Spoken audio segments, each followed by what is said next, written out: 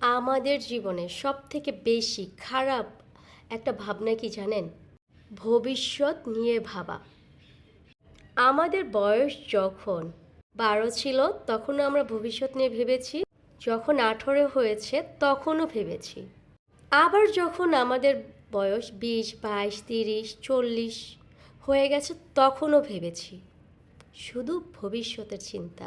যতক্ষণ সময় পেয়েছি শুধু ভবিষ্যতের চিন্তাই করে গেছি।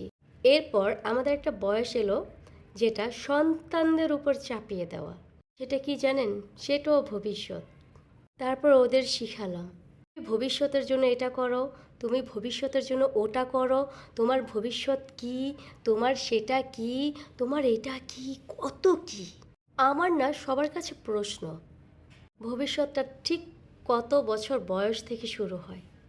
সত্যি কথা বলতে কি জানেন, ভবিষ্যৎ বলতে কিচ্ছু নাই। বর্তমানটাই আপনার সব।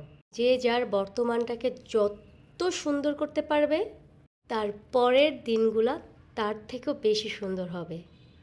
আমাদের মধ্যে অনেকে আছে না, যে আগামীকালের জন্য নামাজ রেখে দিতাম, সামর্থ্য থাকার পরও পরের ঈদের জন্য জামাটা পছন্দ করে রেখে দিতাম, শুক্রবারে ভালো খাবার খাবো, বাকি দিনগুলা ঠিক আছে। মানে আমি আমার জীবনে ন্যানো সেকেন্ডের গ্যারান্টি দিতে পারছি না।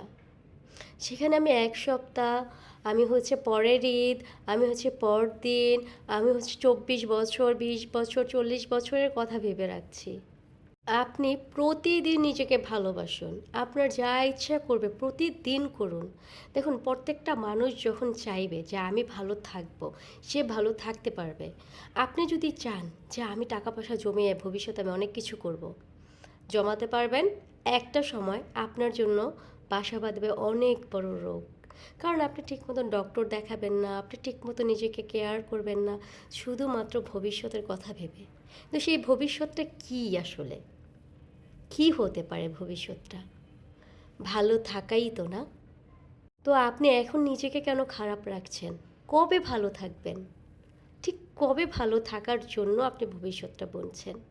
আমার না আপনাদের কাছে এই প্রশ্নটা।